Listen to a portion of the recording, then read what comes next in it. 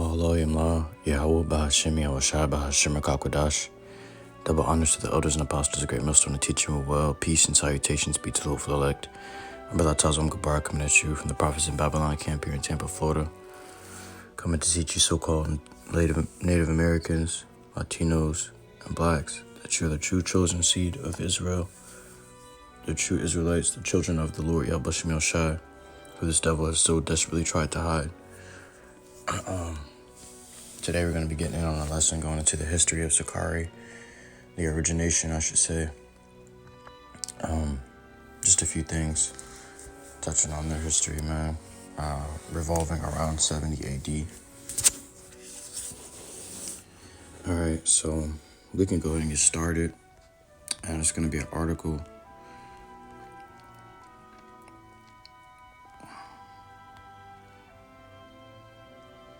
You type in Wikipedia, you go to Sicarri on Wikipedia and pull up the history part. It says, victims of Sicarri are thought to have included the high priest, Jonathan, although it is possible that his murder was orchestrated by the Roman governor, Antonius Felix. Some murders were met with severe retaliation by the Romans on the entire Jewish population of the region. However, on some occasions, the Sicarri would release their intended victim if their terms were met. Much of what is known about the Sicarri comes from the Antiquities of the Jews and the Jewish War by Josephus, who wrote that the Sicarri agreed to release the kidnapped secretary of Eleazar, governor of the temple precincts, in exchange for the release of 10 captured assassins. So pretty much you get into a little bit of Sicarri's history. You find out that they are men. 144 YAHAWASHI. These men were like in a group of assassins of Israelite assassins. It talks about how they were sometimes recruit like Roman spies or some shit like that. Yeah, Roman spies with them or whatever. But it'll tell you, it'll go a little deeper into it. It says,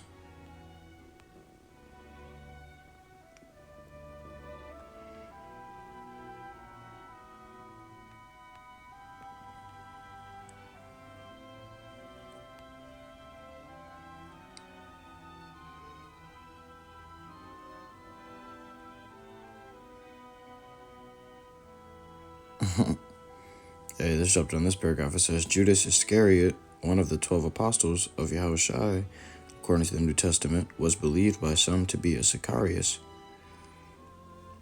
It says, this opinion is objected to by modern historians, mainly because Josephus in the War of the Hebrews mentions the appearance of the Sicarri as a new phenomenon during the procuratorship of Felix between 52 to 60 AD, having no apparent relation with the group called Sicarri by Romans at times of Quirinius. But let's get back up in here.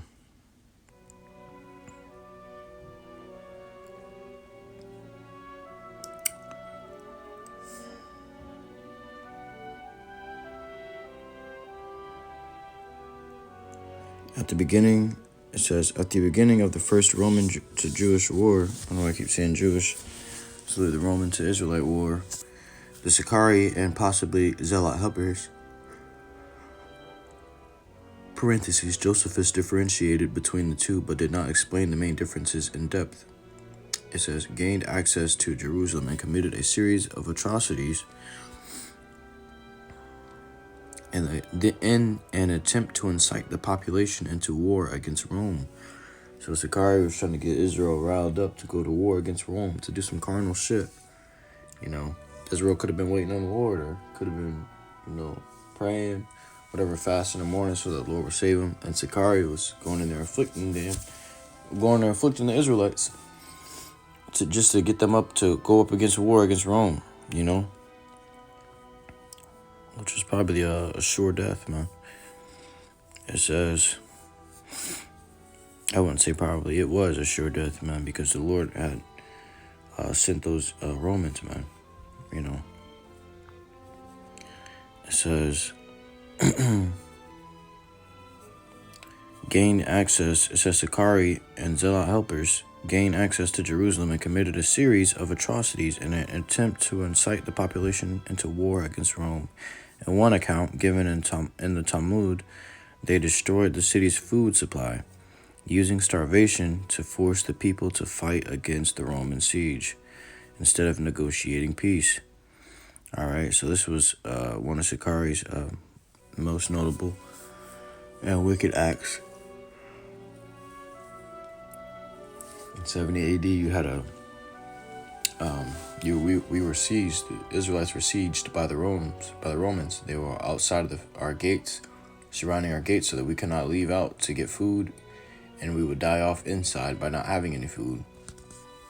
And the Sicarri, they were doing a bunch of nigga shit, decided to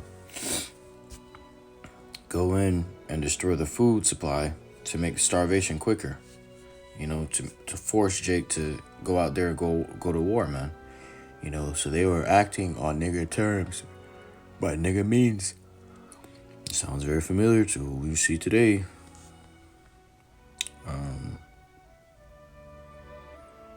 There was an account where you had a brother did a lesson on it. There was an account where the Sicarians were going in people's houses and taking their food, and they would go in the same houses and take their food over and over again. And they went into the woman's house and found her boiling her son, and they were terrified because they never thought that Jake would go to that extent to boil and eat their children because they were starving so bad. But the Sicaris had started those things, man. You know, causing the people to eat their own children, causing the women to eat their own children. And this is just one of the main niggatries that Sicarri had pulled off in history. And now you have a Sicarri today, you know, which these men decided to name themselves after this notorious group for these very reasons, because they knew that they were niggas. If we go into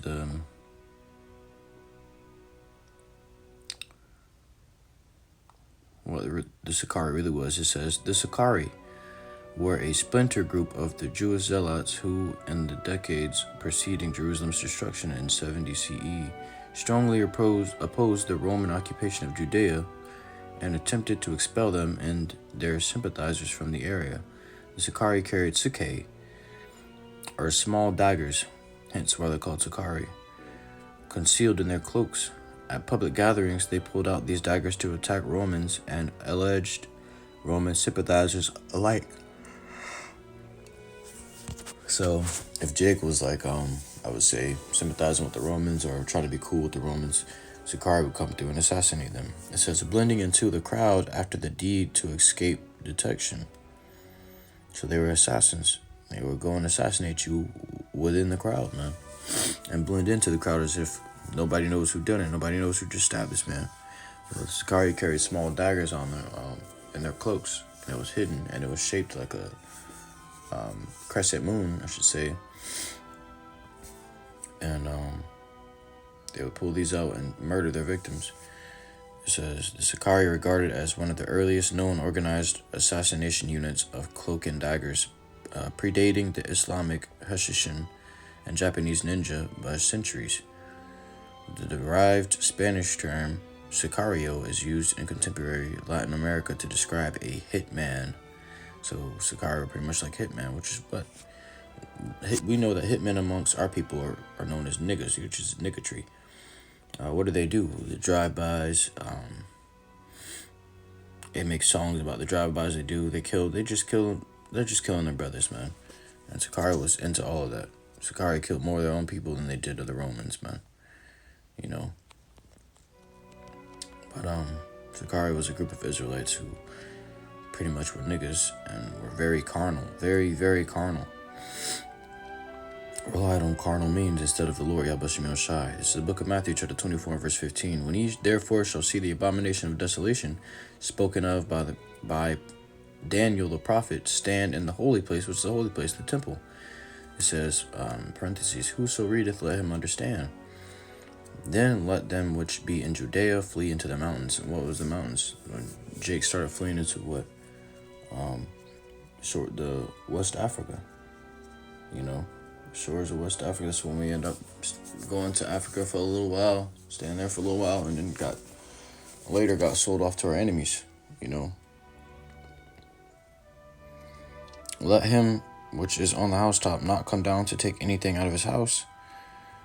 Neither let him which is in the field return back to take his clothes, because if anybody that left Jerusalem at the time that they were being sieged, he couldn't come back in because it was a siege.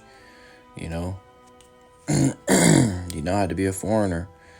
You know, the man may have left the city to go get food for his family and come back, and the whole city is sieged by Roman soldiers. He can't get back to his family, and his family had to end up dying of starvation in there. Women were eating their children. It was people were eating each other. It was very, very intense inside those walls, man.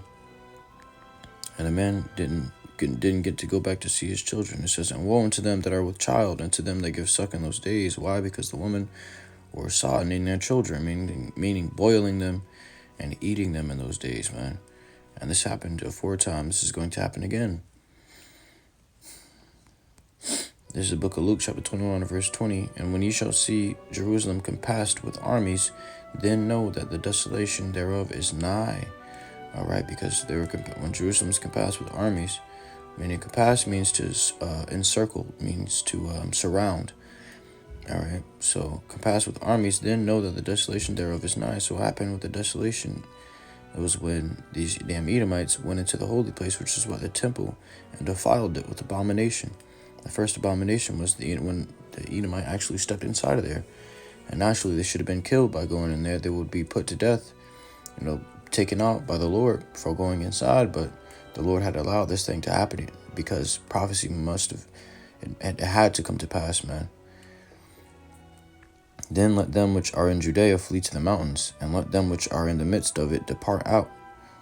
And let not them that are in the countries enter thereinto. All right, because it says, for these be the days of vengeance, that all things which are written may be fulfilled. That's why you had them allowed into the temple. They were able to step into the temple. They stepped in and walked in proudly, and Jake was confused, like, how the hell you got in here, But it says that all things which are written may be fulfilled. It had to happen. The Lord allowed these things to happen. The Lord gave the green light because Jake was going off. Jake was going off. Jake already had wickedness going on inside the temple in the first place. That's why it says, for these be the days of vengeance. The Lord was taking vengeance upon Israel for betraying his holy things. It says, but woe unto them that are with child, and to them that give suck in those days. For there shall be great distress in the land, and wrath upon this people. It was a great distress to where they ended up eating their kids, man. And a wrath upon the people, a wrath upon Israel, it says, and they shall fall by the edge of the sword, and shall be led away captive into all nations. All right, which is prophesied to happen, and it happened 70 years after the YAHAWASHI sacrifice. It says, and shall be led away captive into all nations, and Jerusalem shall be trodden down of the Gentiles until the times of the Gentiles be fulfilled. So there you have it. Jerusalem is being to this day still being trodden down of the Gentiles, which are the heathens, until the times of the Gentiles be fulfilled. So their time is almost fulfilled, man. Their time is running out. They're almost out of time, and the Lord is about to remove them from out of our home and put us back there and build it up even better before. That place is going to be destroyed, man. That place which is now built up upon our land, built up top of our land, is going to be destroyed, wiped away clean, and those that dwelt in there and dwelt around there and benefited from our slavery are going to build it back up. We believe this in the name of YAHAWASHI, in the spirit of YAHAWASHI, BAHASHAM, QADASH, and this is the patience and the faith of the saints, man. That they should be able to take the kingdom. The saints, Lord willing, be those men will take the kingdom. When you're going to ask for it, we're going to take it, man. It's not like we can try to negotiate with you. Hey, just want you to let you know our Lord's coming back. If you don't give us a kingdom, he's going to kill you. No, the Lord's going to have to kill them. He's going to have to disappoint them because we cannot disappoint them on our own. The scripture calls us, without warring Jacob, we have no might in our hands. Our only might is the Lord YAHAWASHI, which shall be coming down himself with the armies of heaven, beaming up his elect, those that kept his word and his deed down here on earth, beaming them up and destroying this devil Esau, disappointing him out of rulership, man. But with that, I wanted to close out with that because this was just I just wanted to made it known what their role was during 70 AD, which was the abomination of desolation, when the temple was sacked and Jerusalem was made desolate. The temple was made desolate. And these niggas were sacrificing all kinds of abomination like pork on the altar. They were doing all kinds of wickedness in there, man.